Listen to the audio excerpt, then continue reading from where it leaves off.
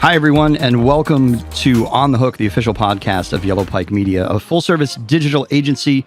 My name is Rick. I'll be your host for the next 30 to 45 minutes. And with me today, I'm so lucky, I have my partner in crime, Alex, who also works here at YPM. Alex, why don't you introduce yourself? Tell them what you do. Oh, thank you, Rick. Hi, everyone. I am the influencer manager at Yellow Pike Media. I've been on the hook before, and I'm so happy to be here again. I've been at YPM for about 6 months now, and before that, I was in the nonprofit gaming space, so about 4 years total in the gaming industry. And yeah, thank you for having me.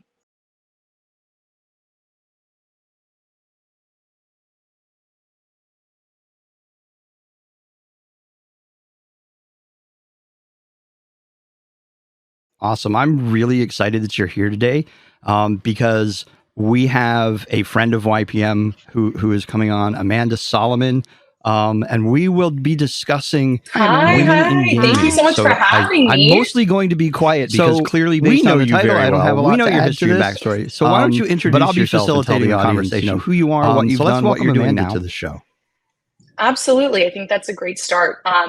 So I've, been in the influencer creator space for 5+ years now, going from building companies like Aftershock Media Group to building and selling Tyrus TV, sold to a publicly traded company at the end of last year. And I've really just continued to develop and hone in on my skills in the influencer marketing space, talent representation space, which has really turned into like strategic partnerships when it comes to brands, partnering and matching them with relevant creators and really focusing on targeting that Gen Z network that every brand is trying desperately to target. Absolutely. Gen Z is really the hot ask right now. And so is diversity. Gen Z, diversity, the age of, the 30-something white guy hawking stuff on the internet is dead and done, right? Now it's all about brands wanting their partners, their influencers, their creators to reflect their consumers and as broad a spectrum as possible, which I think is a good place to jump into our topic, which of course is women in gaming. And by gaming, I don't necessarily mean women who game, but the whole industry, the whole spectrum of the industry. We're a few years removed now from gaming's Me Too moment. There was a lot of initial shakeup, and we all felt this was going to really change the industry, and things would become more fair and equitable, and we'd see a lot more women come to the forefront, which to some degree we have. For myself personally, I don't think it's gone far enough, but I'd really like to get your perspective on that. I mean, game development, design, marketing, and management. Where are we realistically now, several years after the gaming Me Too?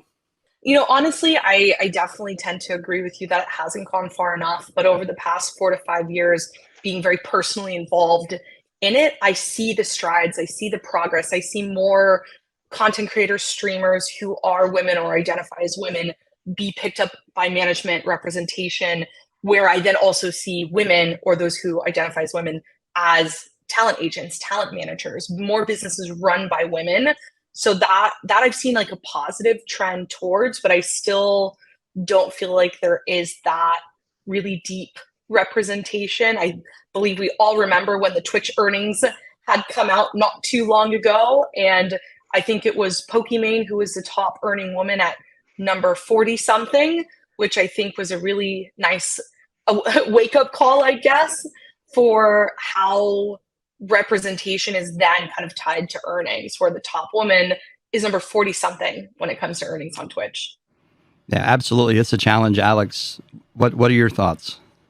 I'm glad that you both brought up the gaming Me Too movement, because I came into the industry like after that. So I wasn't here for it. And even entering the industry after that and not necessarily having the perspective of what things were like, I guess, before that moment. Rick, I don't think I've told you this, but when I've come in, I am still surprised by how much more male representation there is on the industry side than female. So yeah, I agree with you both. It needs to change. Hasn't gone far enough. Has not gone far enough. Unfortunately, that sounds like society as a whole. We have a long way to go, just as being good people, not just within this industry. I guess the question becomes then, how important is it from your perspectives. Obviously, my perspective would be very different because I'm what needs to change in the industry. I'm that older white male that, frankly, there's too many of us in this industry. How can we move that forward? What things can the industry do to kind of take the next step and not have someone as amazing as Pokey be 40 on the list of earnings on Twitch? Well, people like you, right? Like, you're an ally. So just because you are the man in the room, right? Like, you elevate voices, like on this podcast right now. I've known you for years, right? So like, I know you personally do that. So I think like number one, start without, having to make these like crazy drastic changes, is for people like you to continue to elevate and continue to help put more women in places so that they can continue to elevate, right? Like, if they're not getting the internship position or the coordinator position or the director level position, there's no way to have them continue to move up. I feel like a slight anomaly, where I personally progressed through the industry very quickly in the upward trending direction. I started as a director, became CEO, have continued to take director and VP level positions, but that's not the norm. And I don't think that's everyone. And so it's also on me, who is a woman, to continue to pull up and elevate other women, not just say, okay, I made it, like, see you later. And, I really have to continue and almost like live that mission and continue with that. Like, my previous company was almost all women. There was like 2 men. Men were the minority. It was, very odd for them. It was a full, executive board of all women and 1 man. So I think just kind of continuing to see that is like it's a big step, but like a smaller step without having to do something wild, right? Right. No, I agree. Alex, what do you think? Well, I was going to say, Amanda, I know you mentioned the importance to you about pulling other women along with you. And I don't even know if you remember this, but I had messaged you on LinkedIn maybe a year or 2 ago, because there was something, I just felt so comfortable doing it because you had something either in your bio, or like you made a LinkedIn post somewhere about how you want to help other women move through the industry. And I was at a nonprofit at that point, and I was like, well, I'm doing gaming stuff at the nonprofit. I don't know if I want to go into the industry. I'd like to have, a female perspective, because I had heard that it was very male. And you like talked to me about what it's like to be a talent manager and what it's like to work with influencers, and that had a very big effect on me. So thank you for doing that, and it makes a big difference. Of course, I remember. I could absolutely, I remember. Nice. It's a love fest here today on The Hook. Oh my gosh, anytime a woman DMs me for anything like professionally related, like, I am like, yes, girl, I got you. Like, anything you need, any advice, anything, as long as it's not under NDA and I can share it without getting in trouble, like, I will be your cheerleader. So I'm glad that made a positive impact. That makes me very happy. Yeah, it did. Thank you so much. And now I get to meet you like this. So yeah. And I was told that because we've known each other now for a bit, we can't gang up on Rick. There are laws in place. There are laws in place. We're not in California, so. Uh-oh. Well, you're the only one in California, so Amanda's not in California and I'm not, so they don't apply. Well, so I have to say, I really like being referred to as an ally. I don't think of myself in those terms. I kind of think of myself as, I want to do the right thing for the right reasons. And if that makes me an ally, that's fantastic. I will say part of my story and the reason I feel the way I do about diversity in gaming and the need for more of it is my first roles, my bosses were all women. So I was in community management, which largely, right or wrong, was predominantly women at the time. And I was one of the few men, even in the company that I started in. I was like one of 2 in a 5-person community team. And one of the things I always thought was weird was this notion that mothers made better community managers. It was just an interesting thing because they're used to wrangling children and running the household. And I thought that was such an insulting way of putting it, both to players and to the women who were doing the job. And I've always found that mostly the women I have worked for and with have been so much smarter than me and their immediate superiors as well, present company included. That's why I wanted you guys on this.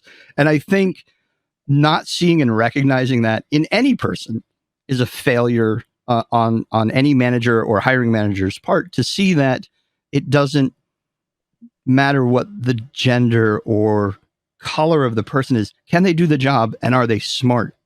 Myself personally, and Alex doesn't know this, when I do interviews, I want you to push back on me, and Alex did. Alex asked questions that were really good and that were important, and she came forward and she does it now. Alex manages up better than anyone I've ever met.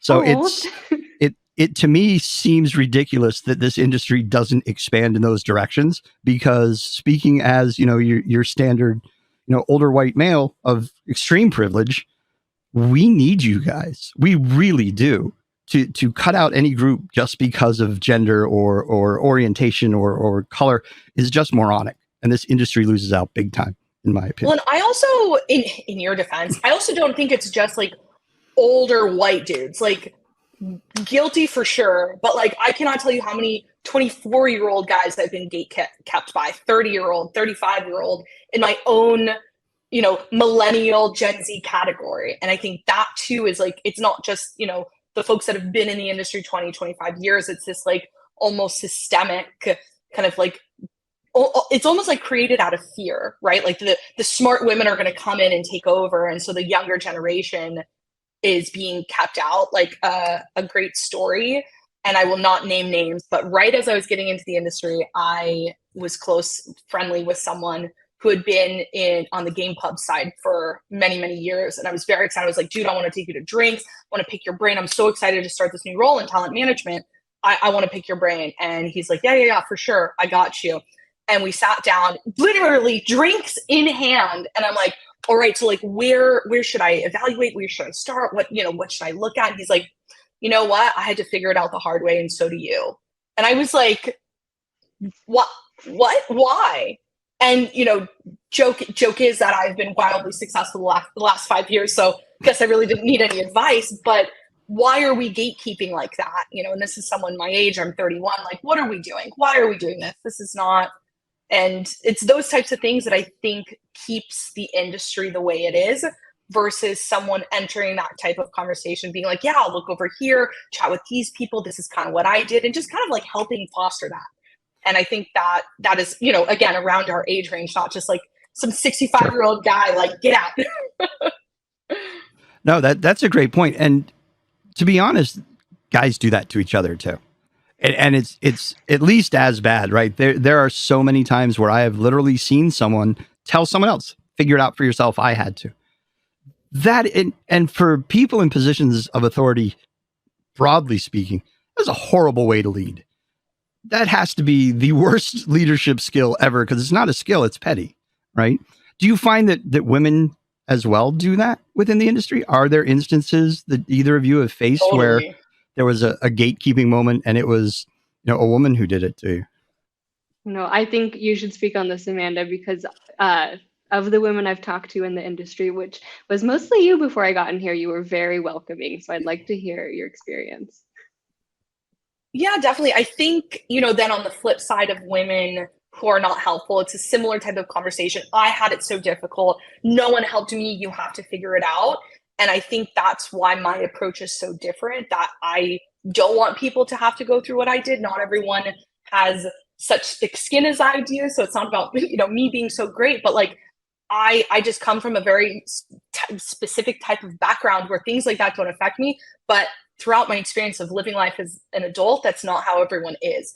And I've just kind of been continuously met with barriers of women being catty. I've had rumors started about me. Luckily, none of them have been like career ending, but there have been times where things have come out, and we all know gamers love the Twitterverse and trolling, and like that stuff can be very detrimental to your mental health, to your career, to, making advancements when others see these rumors. And a lot of it is started by women. And I think it's, the most frustrating thing, and something I couldn't in my wildest dreams imagine. Like, a great example is when you said that you had messaged me like a year or two ago, and I didn't know you, we didn't know each other. And you had asked me like some really great specific questions, but like, I didn't have to answer. And I'm not saying this as like you're welcome, but like, I could have just ignored it. Right. But that's not how to make the industry I exist in a better place. And I was so excited when I saw that you got the job at Yellow Pipe, one, because I love the guys, but two, I was like, hell yeah, she got out of what she was doing and actually like is kind of doing something like what we talked about.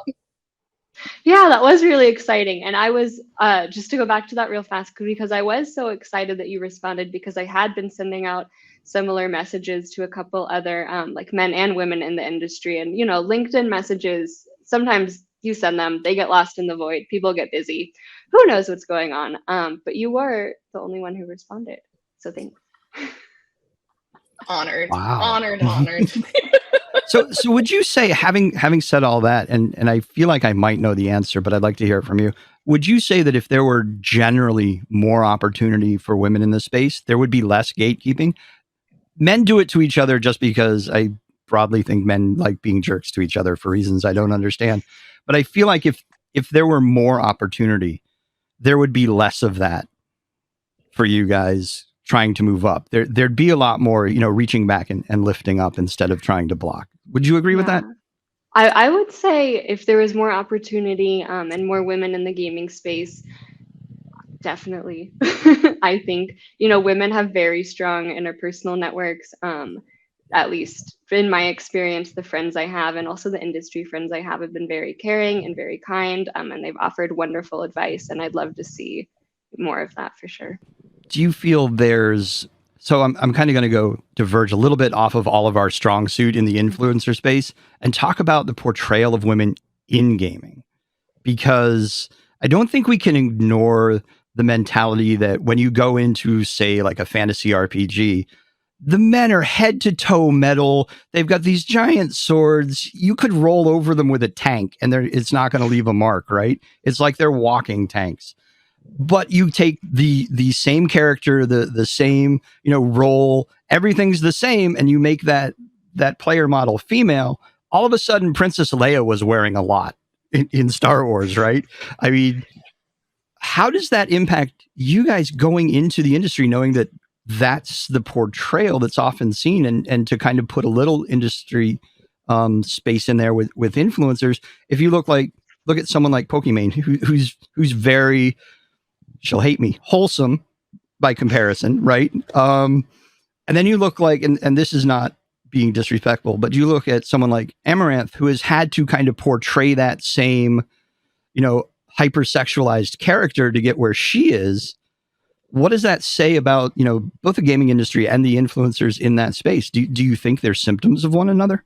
I think that so I'm a terrible example. I play World of Warcraft, and my transmog is very much Princess Leia vibes, but that's just me. But what I think it does is it conveys a message that you can only be successful in gaming if you have a specific look, a specific attitude that's more leaning towards being more sexual. And that's how some people are. And I think there's nothing wrong with that, and there's no knock on it. But if that's not what makes you comfortable, I think it's very disheartening for those who feel I have to wear the tight tank top. I wear t-shirts because I don't want to feel that pressure, but like you see the girls who dress a certain way, who maybe some of them don't want to, but they see it in the video games. They see that's how folks like Amaranth are successful and feel, well, if I want to increase my CCV, if I want to get that manager job, I need to kind of go along with the vibes that, you know,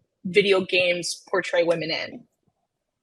You're saying you feel a pressure to present yourself the way the industry perceives you, and in that kind of pocket, they try to constantly place women in. That's terrible. I'm sorry. Yeah, it's hard not to feel the pressure to be, even besides the hypersexuality, but to be like the cool girl, and to just, you know, when you're in an industry situation and someone, you know, comes to you in like that hypersexual way, and you know that this could be an opportunity, it's hard to tell them to step back and tell them you don't want to talk to them. So I see what you mean. Do you feel that could cost you the opportunity or the position, or? Oh yeah. Wow, lots of head Definitely. nodding. Yeah. Lots of headlining and head nodding and very wide eyes right now. Do you feel that in this space that there are challenges you face entirely because you're women? That's hard. Because part of me wants to say yes, but part of me wants... In what way? Sorry, Amanda, you go. Do you feel? No, I think you'd be making a lot of like assumptions with that question, right? Because it could be anything. It could be because I'm an asshole, right? Like maybe it's not because I'm a woman. I Maybe I wasn't just going to suck. bring it I up. don't know. Just let the cat out of the bag. But you Right. know, like I can feel, like I think it's less tangible, but like I can feel when I'm treated differently, and I know I don't know how to explain it. It's very hard to articulate, I think, but I'm like, oh, they're treating me that way because I'm a girl and I'm not one of the bros. I'm not like that. It just feels different. And my previous role, I just felt that. Like I felt that very innately, that I'm like, something's a little off here. And it's Right. not because I suck. Yeah, I see what you mean. And to talk about like a recent example, Rick knows about this, but I was recently kind of trolled by an influencer online, and it, you know, wasn't great for like my mental health for a day or two. But it was also like, you know, is because it was a man. I'm like, is this because I'm a woman, or is it because they just don't like my personality? And actually, the problem is like just with me and not with any other women. And it's hard for me to know which is which sometimes. And I think that's what that's makes fair, this type of, I don't want to necessarily just label it as abuse, but harassment. Like that's why it's very hard to like pinpoint it, because it's not always so, most of the time it's not direct. Someone's not saying like, hey, Amanda, I'm not going to give you this opportunity because you're a girl, or like, I don't really want to talk to you right now. I don't want to take that meeting because you're a girl. It's not like that. But it's just kind of like through the behavior and just through their actions that you almost like kind of pick it up. And maybe it's wrong sometimes, right? Like there are times where I'm like, well, I'm just guessing, but it's definitely not the case. Right. So I And think to go that's why back it to goes your unchecked, because it's like not a tangible. right. I think to go back to your confession of being an asshole. I'm not letting that go. That's too good. To be fair, I know there are an awful lot of men in this industry who see, and like you said, I've known you for years, and you are a very smart, very aggressive. When you know what you want, you go for it. That can, I guarantee you, come across as that's not how a woman should be behaving to a certain group of men, right? So maybe that I'm an a-hole thing isn't real. Maybe it's that perception you fear that men put on you because you are aggressive. Women in any industry aren't supposed to be aggressive. They're not supposed to be assertive. They're, you know, all of these things that society tells us women should never be, that you have to be successful. I So kind of I like would, making the men uncomfortable with it though. Like it's almost kind of fun sometimes, because they're like, wait, what? And most of you know me, but like I'm only 5'2". So in person it's extra fun because then I'm a short woman. right. So I would say that indeterminate thing that you were trying to describe, I would be willing to bet that a lot of it is exactly that. It's, wait, who's this little tiny woman coming after me? And why is she so loud and aggressive when, you know, you should be sitting there demurely and waiting to be spoken to, which is such a pile. As we focus on all of these negative things, I do want to ask, what positive have you seen recently in that post Me Too movement that the industry had? Have you seen real change? Something you could put your finger on and say, this is the positives that came out of this? I mean, we thankfully jettisoned a lot of not great people. What have you seen from your personal experience since then? I've seen a lot more women in higher level positions. I'm not going to pretend that I like know every new hire and everything, but recently I saw the new chief revenue officer of Loaded is a woman. And I thought that was pretty cool, as Loaded is you know, kind of like thought leader in the talent representation space. I don't know her, but I saw that and I thought that was really cool. Connected on LinkedIn, she accepted. So now we're besties. But I'm continuing to see these types of positions. I'm seeing more women content creators on like who are streaming, who have higher CCV, which I absolutely love, makes me excited. Seeing these manager level, director level people just continue to kind of flourish. But I do agree, I think we did get rid of a lot of the bad people, and any like secret undercover bad people are very quickly being exposed and kind of like yeeted over maybe to another industry to just allow for room. I think we're not allowing as much nonsense to happen. because, right, like we have someone like you, Rick, who is, we will call you an ally because you are. I don't think that you would allow someone to disrespect me or Alex, or like, I don't think you would put up with that. I don't think you'd allow that kind of stuff. And I think the bad people are scared of that. So they either run for the hills or they just keep it real quiet. That's fair. And thank you again for that. But no, you're 100% right. There is, and I'll take it one step further. From my position as a manager, I look at it as my people are my people. Take pot shots at me all day long. You take a pot shot at them, and now you and I have a problem. So while definitely I would never ever allow anything, to come at, Alex or Jordan, who's another woman on my team, or you, or any woman that I know, within this space. It also carries over to just, that's how I protect my team. I will take the hits. I was in community management for over a decade. I'm used to it, but leave my team alone. They're just trying to do their jobs. So let's talk for a minute about positive contributions you feel women have made in this industry in general. I mean, if you have, I'll call out Jade Raymond as like one of the smartest women in the gaming industry ever. She's done some pretty amazing work. She's responsible for just beautiful worlds and games that she's made. And I just think she's an example of, that's why you let women into the high tower, because they can do great things. They don't just have to be in there like Rapunzel and somebody needs to rescue them. They can be the boss, and they make amazing bosses. What do you guys see as positive impact of women who are doing that reach back and lift up in the industry recently? And feel free to name names. Yeah, I can speak a little bit from the nonprofit side, since that's where most of my gaming experience is.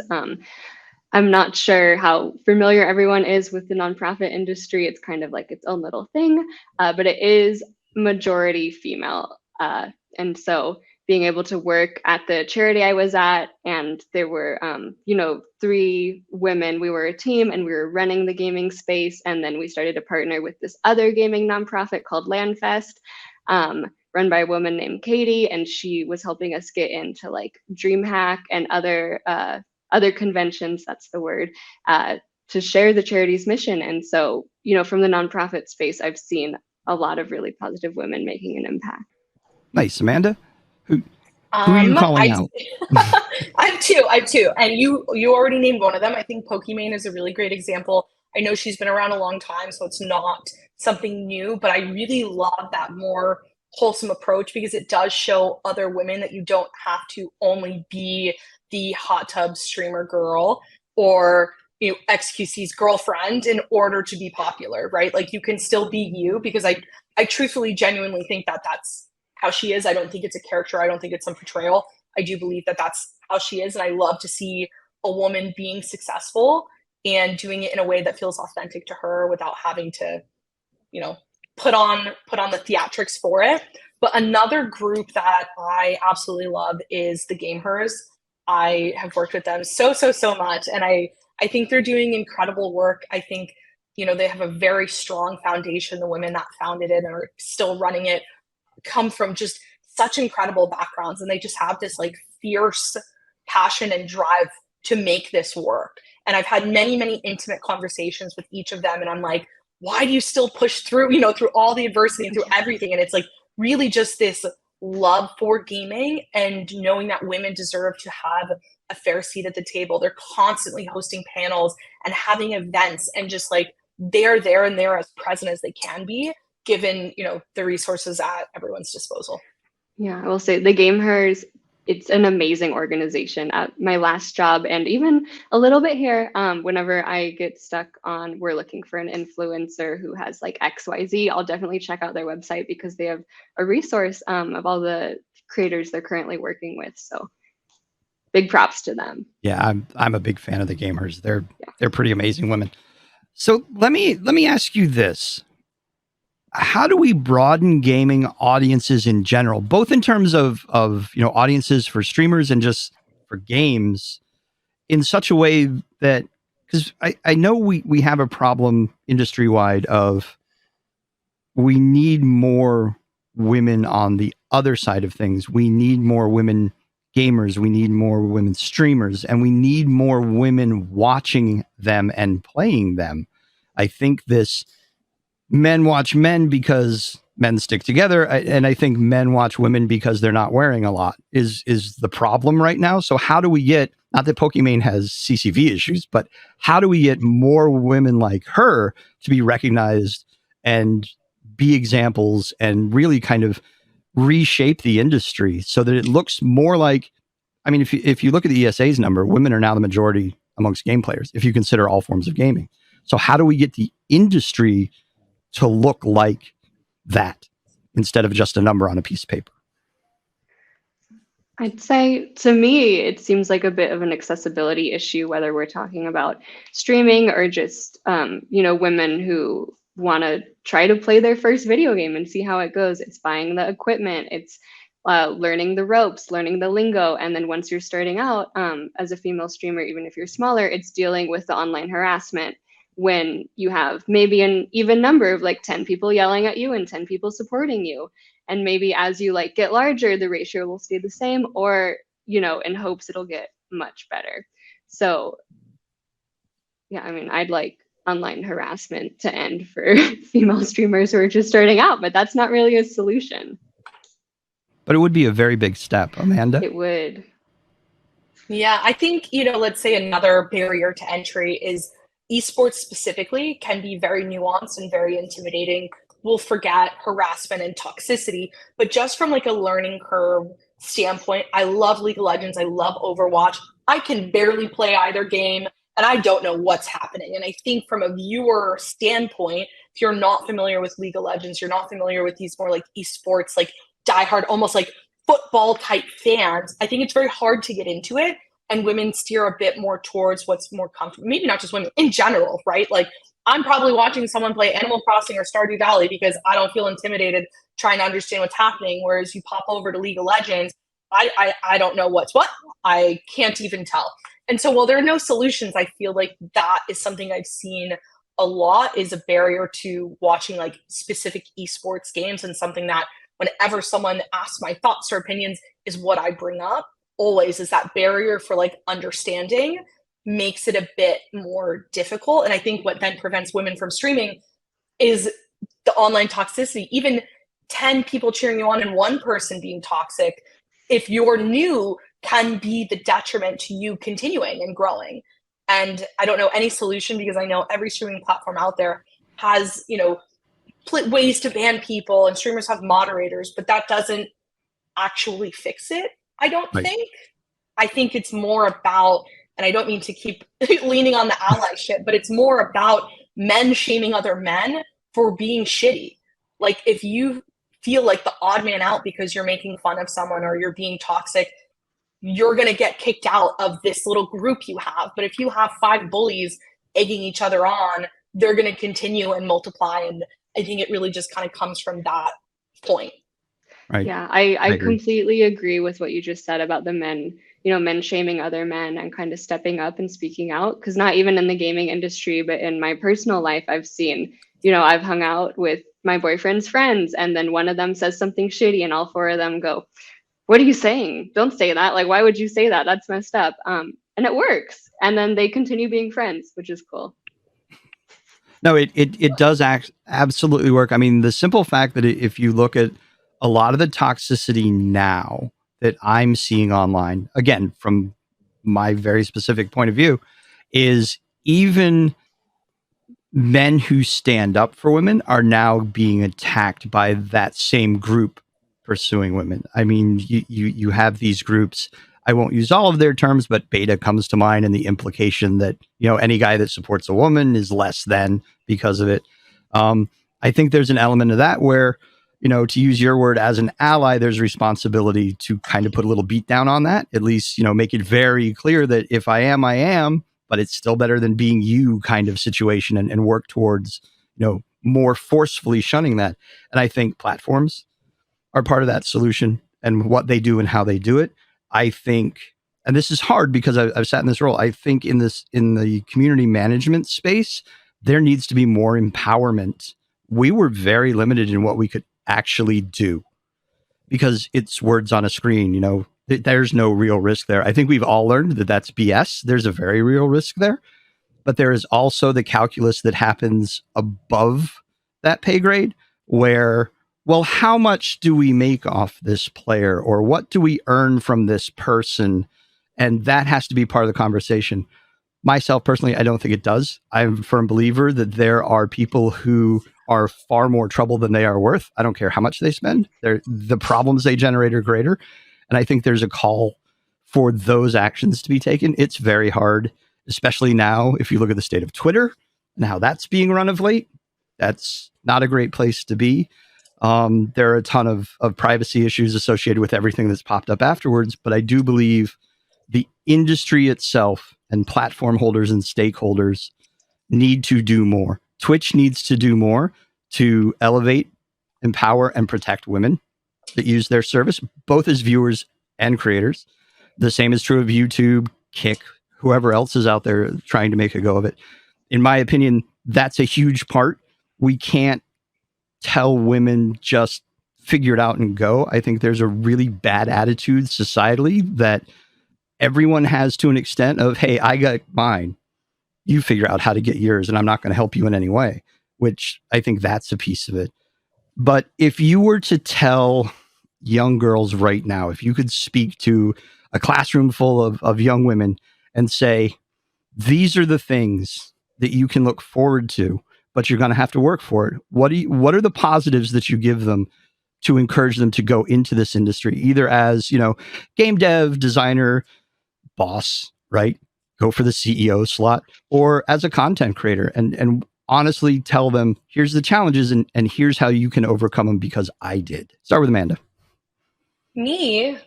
Oh gosh.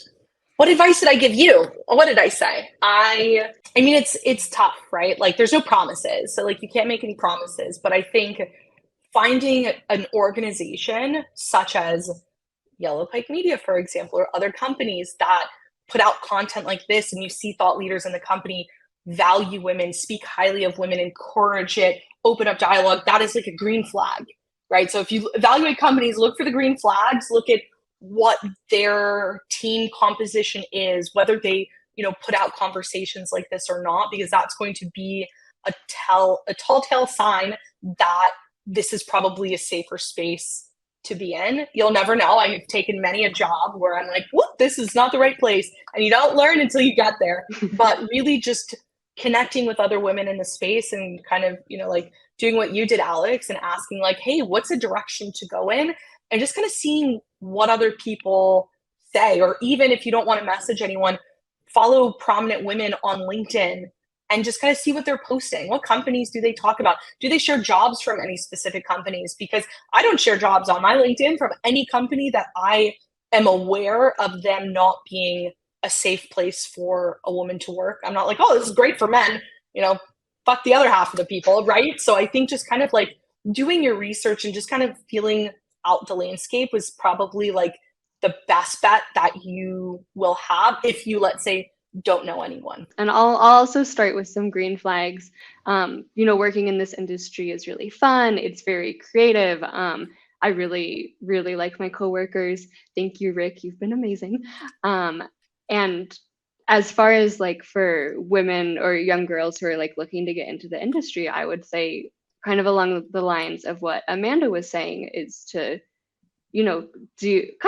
do what I did, like reach out to people, whether it's men or women that you admire or who work at companies that you're very interested in and you've done the research, and you say, wow, I really love this project you worked on of XYZ. If you want to, I'd love to know the steps of how it went. I'd love to know your experience with it. One thing I didn't realize this industry had so much of was NDAs.